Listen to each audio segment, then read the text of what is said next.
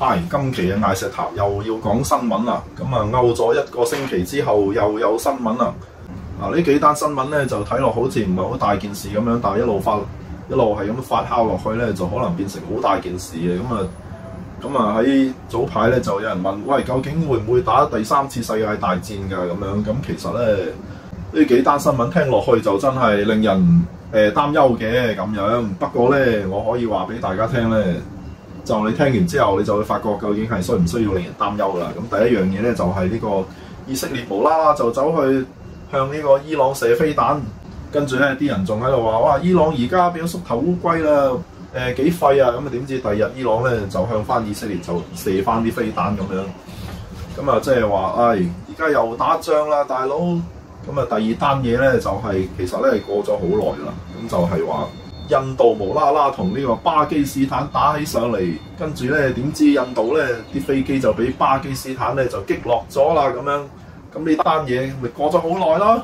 咁點解又講咧？就係因為咧我睇咗3條片都係講呢單嘢，點知咧喺我錄之前又發生咗咧另一單嘢，係可以話係呢件事嘅後續嚟嘅。咁啊第3樣嘢咧就係講呢個早排呢個加州暴動，跟住咧就。經過咗幾日之後，就醖釀成為呢個No King's Day 啦。No King's Day 即係話阿侵咧就生日，跟住咧就借啲嘢咧就係要軍演嚟慶祝呢個唔知咩軍250週年，順便祝佢生日快樂咁樣。唔係應該係喺度慶祝佢生日快樂，順便就祝呢個250週年嘅呢個唔知軍隊唔知咩紀念咁樣。但係咧呢個民主黨人咧就已經喺3日之前只不過係3日就已經計劃好咧，6月14號咧就係要全國遍地開花，美麗的風景線，就係大家一齊呢個示威抗議呢個阿侵擺明係抗議阿侵即係因為寫住係叫 No King's Day 咁樣。哇！咁樣係咪會引發內戰啊？咁樣？咁所以咧就係要講3件事嘅。咁樣聽落之前咧，就當然大家要 subscribe IS Radio、follow 薛俊良 fan page、like and share， 同埋咧，如果你想支持我嘅話咧，就直接撳下面嘅 fans 掣磅水啦咁樣。咁就係有朋友話：你可唔可以星期六晏晝開班啊？我想學呢個易經啊，薛派易經咁樣。係啦，所以咧我而家咧就係招生，就係由呢個7月12號開始。咁啊，星期六晏晝開班，咁因為星期六晏晝咧就係放假啊嘛，咁我當然就唔想咁多個星期六啦，所以咧就係一堂3個鐘，4個禮拜就學完呢個薛派易經班。咁呢個薛派易經班有咩好學咧？就係因為我就係可以教呢一套嘢，就係非常之簡單咁樣掌握咗解易經嘅方法。咁你拿住呢個解易經方法咧，就可以令到你好輕鬆咁樣解晒64卦。因為咧，如果你喺第2度學嘅話，你要逐個卦嚟解悶都悶死你啦。咁但係而家咧就係話，其實咧你只要捉住某一啲咁樣嘅原理，就可以好簡單咁樣明白呢個卦係想解啲乜嘢。咁樣所以咧就係12個鐘頭4堂就學得識，學識之後咧你要深入了解易經，好簡單啫。你喺度 Google 嗰度搜，你而家咧要 book 咩卦，咁你就可以查到大把內容。即係喺呢個時代係唔需要逐個卦咁樣學嘅，除非你真係好有心機咁樣。咁但係咧，如果你喺呢個時候你想快啲學識一樣嘢，然之後可以自己占卜嘅話，咁啊梗係要上呢個薛派易經班啦。咁詳細嘅情形咧就會喺呢個薛俊良 fan page 嗰度公佈。咁如果你想報名或者查詢嘅話，咁當然就係 WhatsApp 我676006206760020啦。好啦，繼續講落去啦。咁第一單嘢咧就係比較上冇咁重要。嗰個原因咧就係話，因為已經發生咗好多鑊啦。咁就係呢個以色列無啦啦咧就走去炸呢個伊朗。但係個大鑊嗰樣嘢就係以色列以前係未試過擺到明就話而家要炸伊朗嘅核設施，因為你一炸伊朗核設施就等於係踩到伊朗條底線，伊朗係冇辦法話冇事唔緊要嘅咁樣炸低，即係伊朗係冇得炸低唔還擊。咁樣然之後以色列點解又要炸咧？就係話以色列咧就發覺佢咧就有啲機密文件泄露咗俾呢個伊朗啊，所以伊朗咧一定係會喺幾日之內咧就可以整到原子彈出嚟啦咁樣。你講啫嘛，係咁大家明㗎啦。總之你要揾個藉口嘅話，咁點都有藉口啦，係咪先？咁有呢啲咁樣嘅藉口都揸多嚟咯。咁伊朗話唔係啊，其實我無意去整核彈，我講咗好耐話我都冇意圖去整核彈㗎啦。點解你哋唔信呢？講嚟都係嘥氣㗎啦，藉口嚟嘅呢啲嘢。咁所以伊朗就還擊咗啦。咁跟住呢單嘢究竟大唔大鑊呢？咁其實咧就係話，本來之前咧係好嚴重嘅，就係話因為伊朗就已經同沙地阿拉伯 friend 咗啦嘛，即係中國令到沙地阿拉伯同伊朗三個人一齊握手啦嘛。咁跟住咧，伊朗咧某程度上係控制住呢個伊拉克。點解咧？因為伊拉克窮，所以咧連電都冇嘅情況之下咧，好多方面都要依賴個伊朗。所以伊朗咧就係某程度上係控制伊拉克。然之後伊朗咧又同呢個敍利亞好 friend。跟住咧，如果係咁樣情況嘅話，伊朗嗰啲陸軍就可以行到去呢個以色列嘅門口，正式同以色列打仗。咁弊就弊在而家呢個敍利亞個政府就已經散咗啦。而家敍利亞就變成一個冇王管，然之後幾派人喺度唔知做咩事嘅地方。咁嘅情況之下咧，咁你以色列又冇咩藉口打過去？即係你話，如果以色列佢要侵佔啲水源嘅話，咁樣就已經侵佔咗㗎啦。我諗侵佔完之後，以色列有啲咩原因係要再侵佔多啲土地，就唔係好多原因。即係你侵佔咗唔係一件好事嚟。咁跟住咧，當呢個敍利亞散咗嘅時候，跟住個伊朗同以色列中間咪隔咗8-9幾公里，咁咪隔咗8-9幾公里，即係話啲陸軍係唔可以打仗，唔可以直接打仗。咁啊，即係話如果以色列啲陸軍要行過呢個冇王管嘅敍利亞嘅話，係唔知會發生咩事。咁跟住咧，如果呢個伊朗話我而家借路向伊拉克借路打過去啦，咁樣伊拉克唔會同意嘅，即係 friend 還 friend 啫。喂，大佬啊，你哋兩個喺我屋企打仗，你估我會唔會應承咧？咁樣咁於是咧就係雙方隔咗幾百公里，咁用啲飛彈射嚟射去，係冇辦法直接打到仗。即係最緊要嗰樣嘢就係話，因為敍利亞咧就倒台咗，咁啊即係以色列就得償所願。我呢個之前講過，因為以色列得償所願，然之後敍利亞倒台咗，變咗伊朗咧就弱勢咗，所以暫時都搞唔到啲咩出嚟嘅，冇錯。因為勢均力敵先危險。咁如果伊朗弱勢咗嘅話，就唔係勢均力敵啦。咁啊最多都係喺度打嚟打去啫。咁啊，所以呢單嘢其實就唔係好嚴重，都唔係第一次打㗎啦，都打咗好多鑊㗎啦咁樣。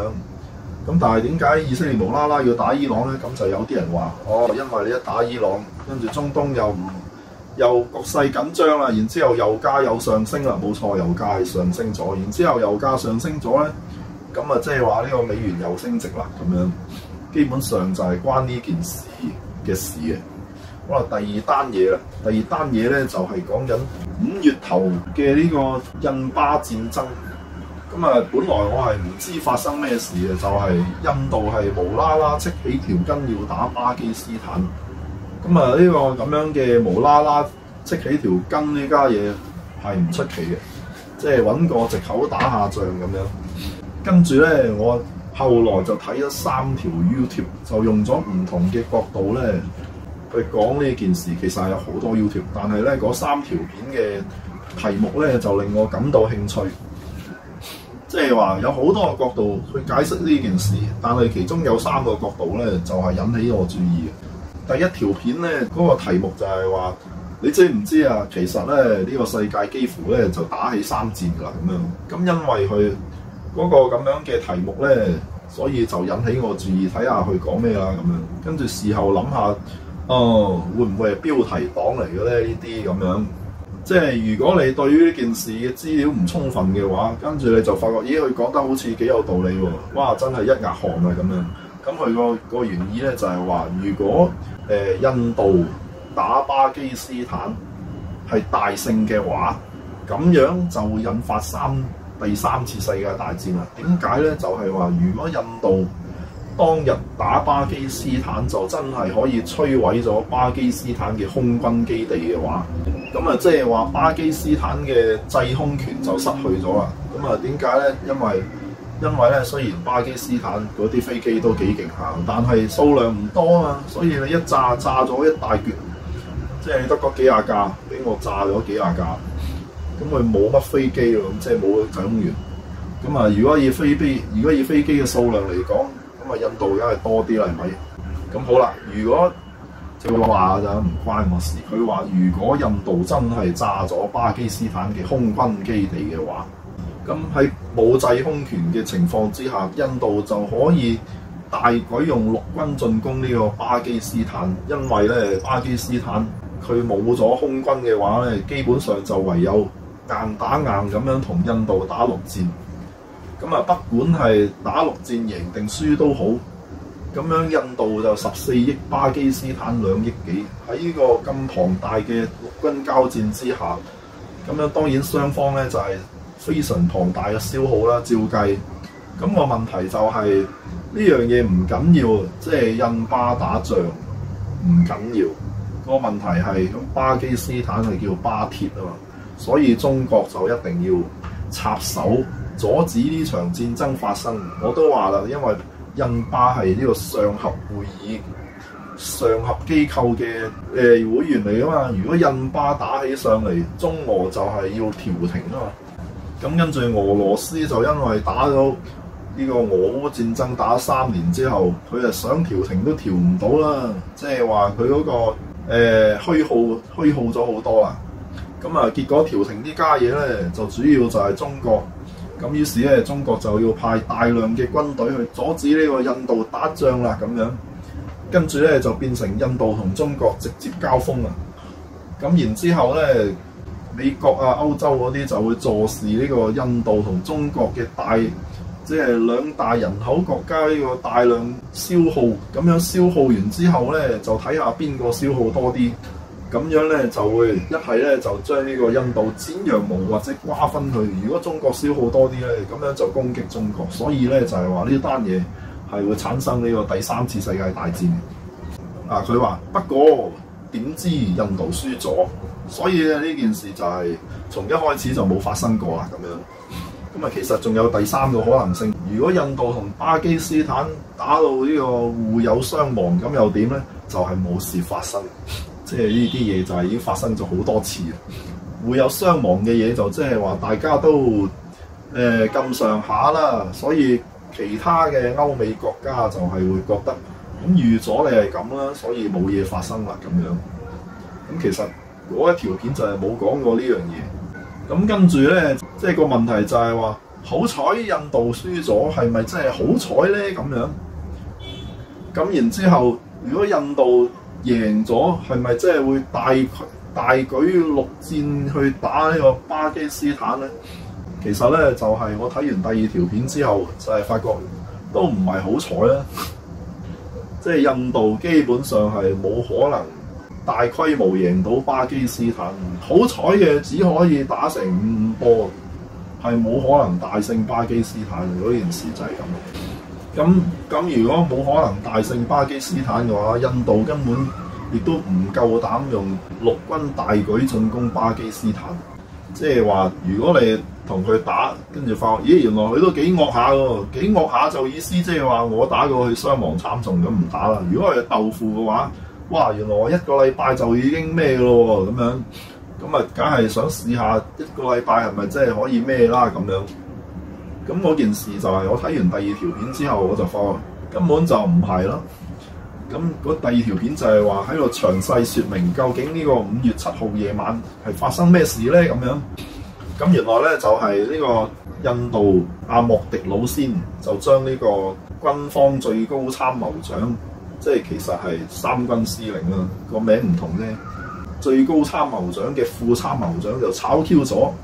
咁我意思即係話嗱，而家你千祈唔好諗住同佢哋同巴基斯坦講和咧，我就炒 Q 咗你。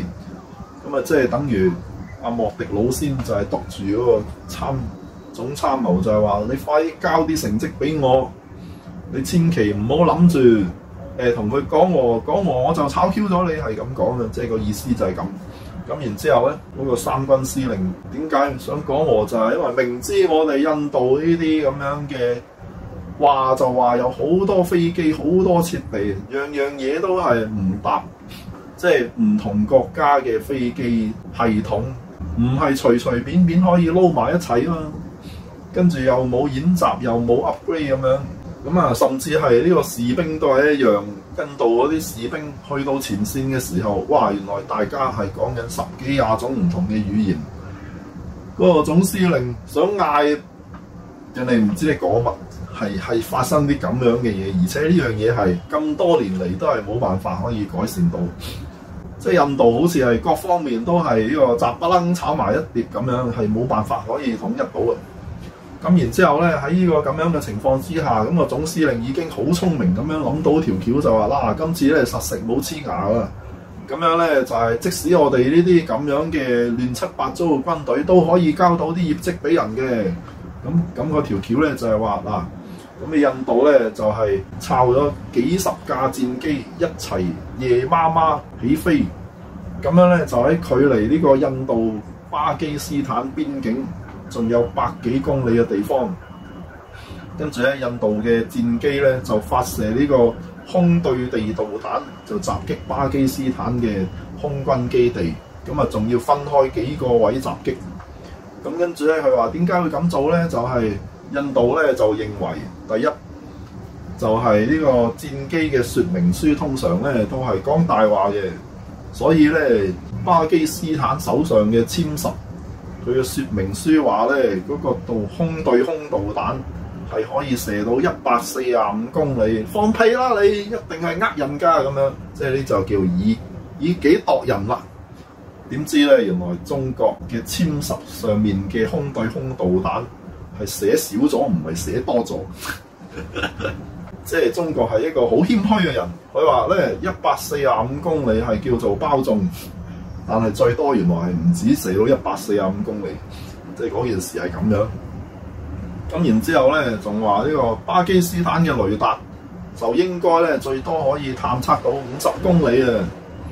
咁啊冇理由我喺我哋自己嘅邊境都未過邊境，你係會發現到我嘅咁樣。咁啊第二個原因，跟住第三個原因就係話夜媽媽仲要係多處地方同時襲擊。咁樣你一瞓醒已經俾我哋炸完啦，哈哈哈哈咁樣。跟住咧就係話，因為咧呢個空對地導彈個地下係唔會喐噶嘛，所以咧呢個空對地導彈嘅命中率就係好高嘅。如果空對空嘅話，命中率就低啦。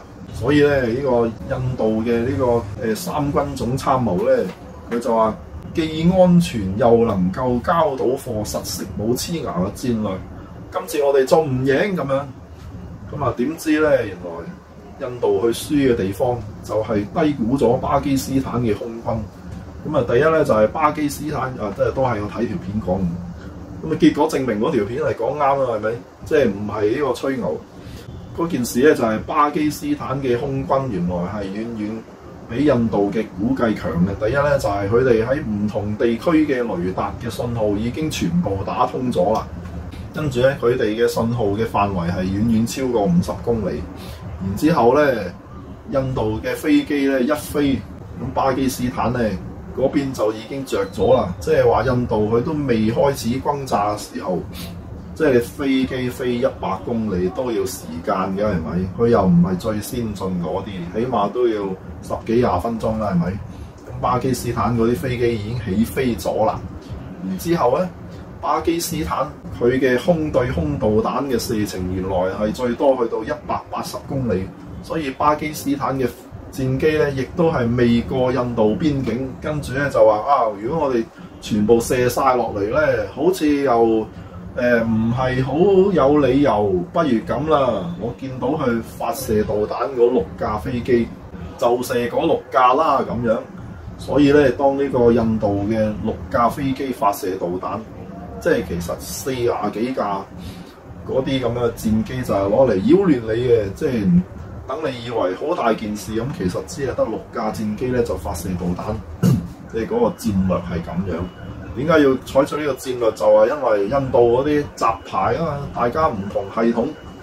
咁佢話：喂，咁我而家唔係叫你作戰，我叫你陪飛都應該實食冇黐牙啦啩咁樣。所以實際上只係得6架戰機係同時行動嘅啫。咁然之後巴基斯坦就話：啊，我見到你有6架戰機咧，就係呢個發射導彈。好啦，我哋就瞄準嗰6架戰機啦咁樣。咁於是咧，嗰個印度嘅6架戰機發射完，諗住走嘅時候，就俾巴基斯坦嘅導彈空對空射，意思即係話係喺巴基斯坦嘅戰機射出嚟就係殲十啦，就相隔100幾公里咁樣就射中咗，打咗人哋印度6架戰機落嚟啦。咁然之後就話嗱，咁你而家發射導彈射我啊嘛，咁我自衛都好應該嘅。你唔可以話我咩侵犯你咩嘅喎？即係印度嗰邊仲喺即係之前仲喺度諗嗱，如果佢100幾公里啊吹牛，咁啊即係話就算呢個巴基斯坦趕得切還擊，佢就必須要入侵呢個印度邊境，然之後先至可以射到我啲戰機嗱。如果你一過界嘅話，咁我咧其他嘅戰機咧就可以走埋去同佢呢個開空戰啦咁樣。咁啊，實際上巴基斯坦嘅戰機係冇越過印度邊境，就射落咗嗰6架呢個印度戰機啦。咁嗰件事就係咁。咁所以咧，實際上巴基斯坦嘅空軍係好乸勁，就係遠比呢個印度嘅估計勁。咁基本上咧，就可以話印度係冇咩機會可以贏到巴基斯坦嘅空軍。所以第一條片嗰個人講嘅。好彩咋，我哋一額汗嘅情況係打從一開始就唔存在。好啦，咁跟住咧就第3條片。第3條片係講咩咧？就係話佢用咗好長嘅篇幅，就係喺度解釋呢個甲午戰爭。咁但係咧，實際上嗰個佢想講嘅內容好簡單嘅，就係話點解呢個美國同歐洲喺過去係咁重視呢個印度咧？咁啊，第一個原因就係話，哇，印度係人口大國喎，而且而家呢個印度嘅年青人嘅人口係非常之多㗎啦。中國咧就已經人口老化啦，將來中國咧就會變成呢個長期嘅經濟衰退啊，好似日本咁樣啊咁樣。印度就唔同啦，印度係一個非常年輕嘅國家，將來咧一定經濟非常之繁榮㗎啦咁樣。咁於是過去咗10幾年。咁美國嗰啲大企業就係紛紛走入去印度嗰度投資啦，啊唔單止啊，其實中國都有好多大企業，跟住歐洲有好多大企業入去投資。點知呢個印度佢係即係印度政府每一個大企業都走去掛住掠人一筆，簡直係呢個劏咗隻生金蛋嘅鵝。即係不單止興建工廠嗰啲批文就百般阻撓，然之後咧就不停咁樣話要交費。跟住話飲茶咁樣，所以就掠咗好多錢。跟住咧喺印度係請唔到呢個足夠嘅人手，然之後佢哋嗰啲咁樣嘅工作態度又差啦，準確度又差，訓練嚟訓練去都係訓練得唔好，所以咧世界各地嘅企業去到印度嗰度都係輸錢。跟住咧去到今時今日，呢個世界各大企業就終於呢個心淡啦。咁啊呢個第一樣嘢啦。咁第二樣嘢咧就係話。本來咧就係諗住我哋如果扶植印度嘅話咧，就可以牽制住呢個中國。咁因為中國同印度咧就係接壤啊嘛，人口又多。咁如果印度咧發爛渣要打中國嘅話，啊佢其實係真係想打中國。咁啊，如果發爛渣起嚟想打中國嘅話，你話幾大消耗戰咧？如果佢哋消耗就好咯咁樣。咁啊點知咧就係喺呢個上個月呢場呢個6-0嘅戰爭裏面。世界各地咧就終於清醒過來啦，就係話你哋而家唔係打到5-5波，係6-0。咁啊6-0嘅意思咧就即係話，原來呢個印度基本上係連巴基斯坦都冇可能打得贏。咁你同中國打啊，更加就係好似笑話一樣。我哋花咁多錢擺落你嗰度，係諗住你同中國至少都可以過2招啊！但係你而家連巴基斯坦你都可以打到6-0，咁啊簡直咧就係心淡。第3條片就係話，從此呢個美國對於呢個印度嘅態度咧，就變咗啦，就係覺得咁樣。所以咧，印度嘅呢個國運就會開始衰退啦，因為呢個西方就係唔想再投資落印度嗰度。咁呢個咧就係呢個印巴空戰嘅結果嚟嘅，即係其實呢單嘢好似好少咁啊，真係實際上真係好少，但係個後果咧就好大。咁跟住咧，由呢單嘢嘅後續咧，就係話而家呢個中國同巴基斯坦咧就已經簽咗啦，即係呢個巴基斯坦已經官方宣布咗，就向呢個中國就買呢個殲35戰機，買40架，2年之後交貨。咁啊，呢單嘢有啲咩特別咧？就係話殲35係5代機。第一就係話，哇！而家巴基斯坦有5代機，唔係將會有5代機。所以咧，巴基斯坦咧就將呢個4代機，係咪4代都唔知，總之係舊嘢 JF-17 40架就賣俾呢個阿塞拜疆。咁啊，連埋啲唔知乜乜物一齊賣俾阿塞拜疆。為咩咧？就係話，咁我賣咗啲舊嘢，買新嘢，咁啊叫做升級咯，係咪？跟住買啲舊嘢，納翻幾廿億翻嚟，咁我咪唔使喺銀包度話唔咁多錢咯，咁樣冇錯啦。咁樣呢個巴基斯坦咧就係將會升級啦。但係呢件事唔係重點，呢件事就係話點解呢個中國係會賣呢個5代機俾人哋？咁啊，所以大家咧就喺度猜話呢啲咁樣嘅行徑，就即係話中國嘅6代機已經係可以落地，可以用得。咁呢樣嘢先至係令到呢個西方更加知呢個擔憂嘅事情。咁啊，第3單嘢咧就係呢個6月7號咁啊，侵咧就係派咗呢個聯邦嘅國民警衛軍就走去加州嗰度咧就係捉呢個非法移民。咁啊，因為咧呢個細小嘅衝突咧就搞到演變成呢個巨大嘅衝突，因為咧呢個加州咧就係保護嗰啲呢個墨西哥過嚟嗰啲非法移民，即係非常之呢個縱容佢哋喺度非法停留咁樣，因為咧加州就需要好多人去做呢個低等嘅工作咁樣。咁然之後咧，阿侵咧就係呢個用呢個聯邦嘅唔知咩軍直接走入去捉人啦。咁然之後，加州州長咧就非常之嬲，就係話：喂，你應該係首先請我去用呢個加州嘅呢個唔知咩軍去捉人，即係要仲要係我同意之下動用加州嘅唔知咩軍去捉人。即係你命令我叫警察捉人呢啲嘢係好正常嘅，但係咁當然你捉幾多就係唔知道去咩啦，係咪？咁但係而家咧就係加州州長實際上係山寨王嚟，咁你而家聯邦政府越權，即係話你冇經我同意用聯邦嘅軍嚟到加州捉人，就真係唔俾面我加州州長啦，係嘛？好，我而家反台咁樣，咁所以咧就係加州州長就好嬲，然之後咧就大罵呢個阿侵，跟住阿侵咧就大罵呢個加州州長。跟住咧就話：好，我而家咧就係要捉你，因為你而家咧就係唔知咩叛國定係唔知乜嘢，總之有罪名啦。跟住加州州長咧就話：我而家告你，你而家咧就係違反咗呢個聯邦法，即係話喺呢個加州嘅州長頭頂越權啊！你而家違反聯邦法，我而家告到你下台咁樣。咁再即係嗰件事嚴重嘅地方，並唔係加州嘅民眾同呢個聯邦唔知咩軍衝突，嗱，啲加州嗰啲差佬已經匿埋咗啦，咁所以咧衝突嘅就係同啲聯邦軍衝突。嚴重嘅並唔係呢樣嘢，嚴重嗰樣嘢就係阿侵同加州州長嘅衝突，即係嗰件事就係呢個美國總統並唔能夠控制呢個各州嘅州長。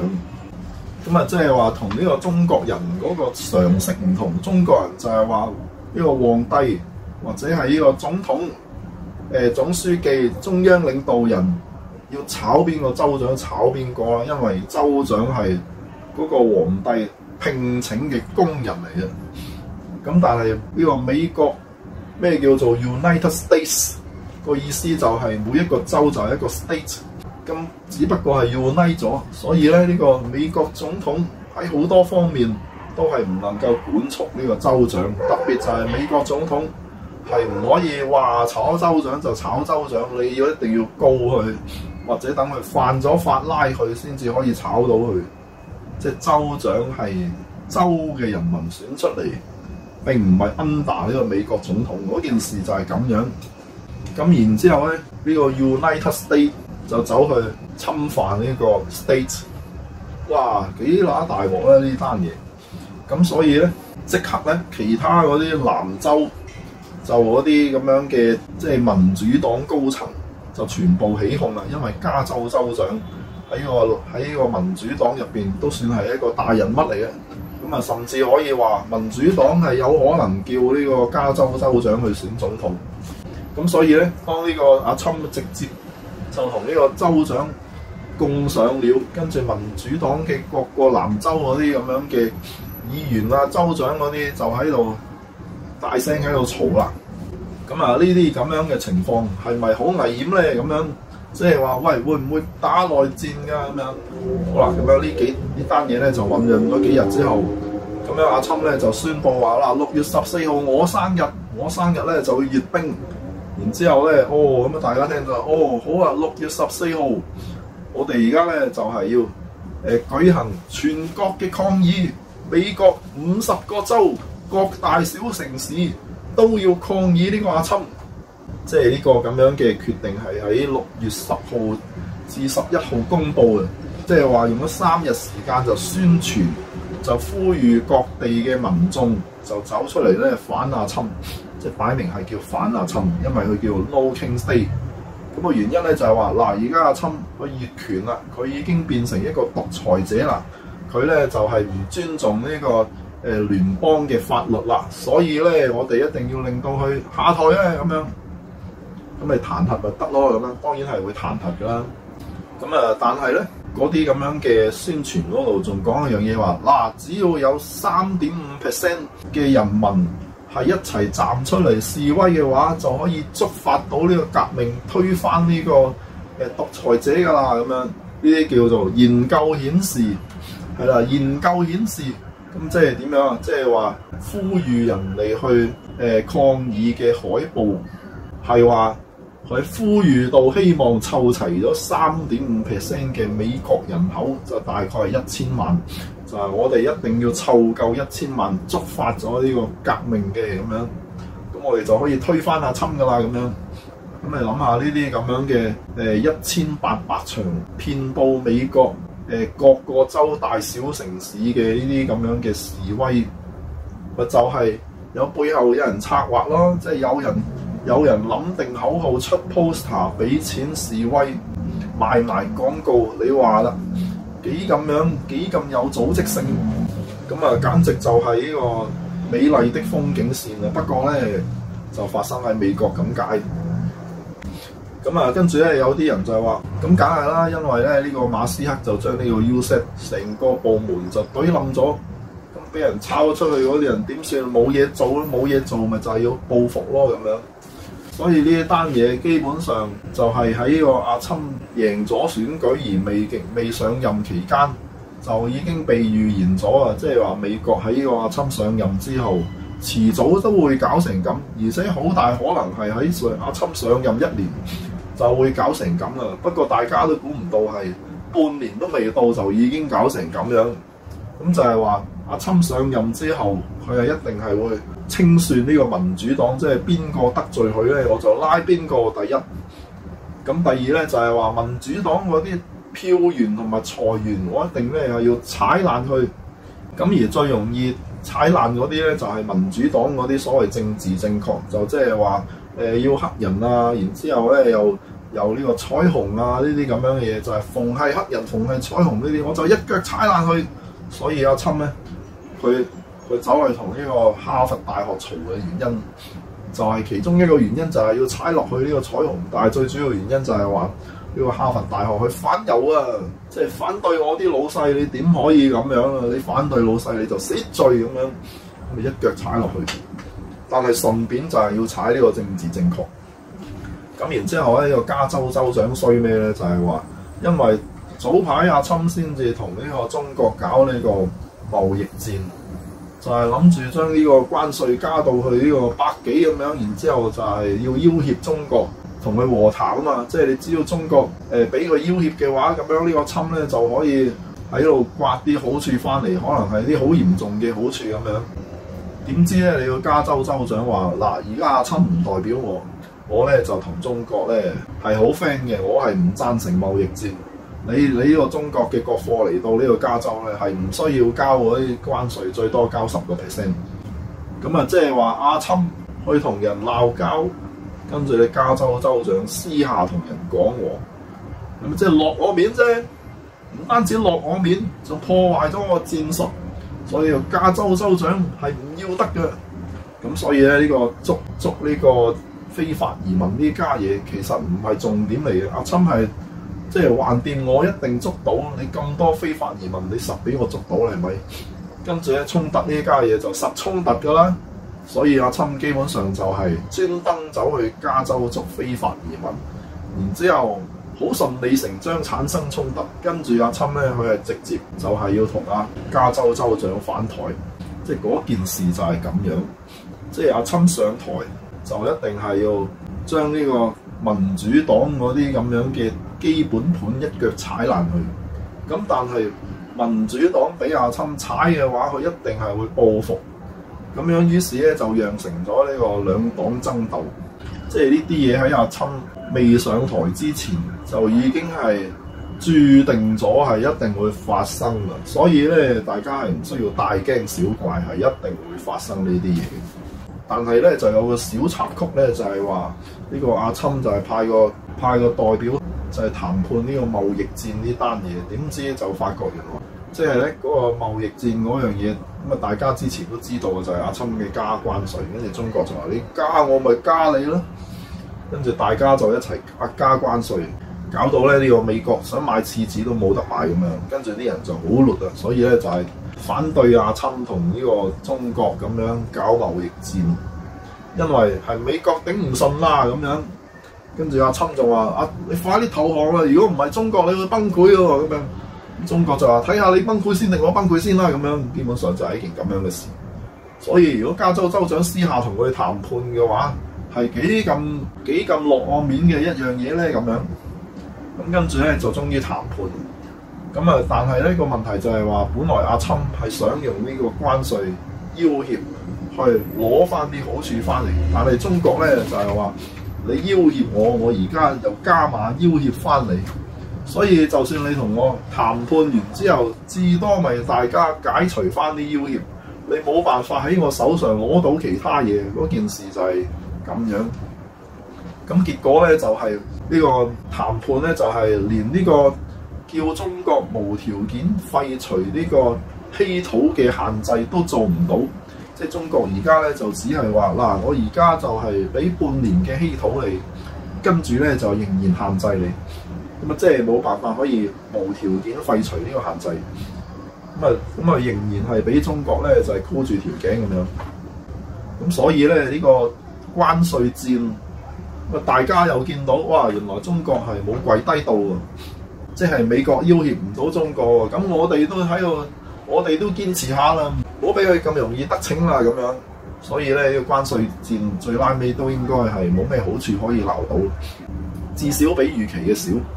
咁然之後咧，呢個美國會唔會爆發內戰咧？就係呢個阿侵嘅生日就過咗啦。咁預期咧就係有好乸多人喺美國50個州喺度示威嘅，咁亦都有呢個暴動。咁啊，但係咧嗰件事就係冇更加大嘅新聞發生，即係話示威就有，夠唔夠1000萬人示威？好似唔夠。咁然之後嗰個衝突有冇升級到？係冇升級到。咁啊，即係話。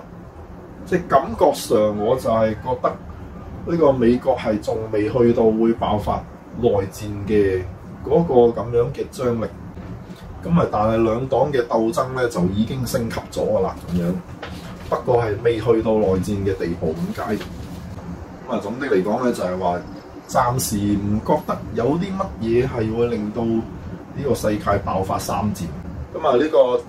美國神父咧就話呢個中國係會閃電地呢個武統台灣，我覺得應該唔係呢個時候咯。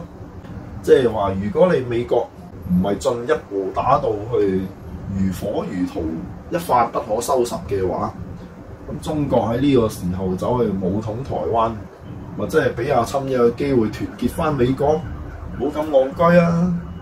即係你要打到如火如荼，等你真係叫做自顧不暇程度，咁中國先至走去武統台灣。所以應該就唔係短期之內，即係呢幾個月都唔會發生嘅呢單嘢就好啦。咁樣然之後咧，呢個7月5號嘅海嘯咧，整下就已經剩翻20日啦。咁啊，但係咧就話可能係唔會發生嘅，畢竟海嘯都係人為。咁然之後就話阿侵已經取消了，咁樣取消咗，所以呢單嘢係可能唔會發生。咁如果你驚嘅話咧，咁你就儲備翻呢個幾日嘅糧食，唔使多啊！你當1個禮拜嘅糧食擺喺屋企都唔係好過分啫。你平日都已經儲備咗3-4日㗎啦，係咪？咁跟住咧，如果喺呢個危險區域嘅朋友，危險區域咧就係包括呢個石澳海灘、赤柱同埋長洲，就請大家咧，如果驚嘅話，就將呢個重要物品啊、證件啊諸如此類，就塞晒入去個旅行篋嗰度，到時一唔掂就即刻攞起手就走人啦。即係嗰件事係咁。跟住咧，其他嗰啲基本上，如果你唔落街，就應該冇乜事。即係話，即使係喺呢個，即使真係發生海嘯，如果你唔喺條街度嘅話，都應該冇乜事嘅。咁啊，就算你喺條街度，咁你只要內陸，即係見唔到呢個海嘅相隔咗2-3條街，都應該冇咩事。即係叫做萬一發生嘅話，咁基本上就係呢個香港絕大多數地區都係一啲事都冇，只係有少部分地區係會有事。好啦，咁樣就講完啦，係咁先啦，拜拜。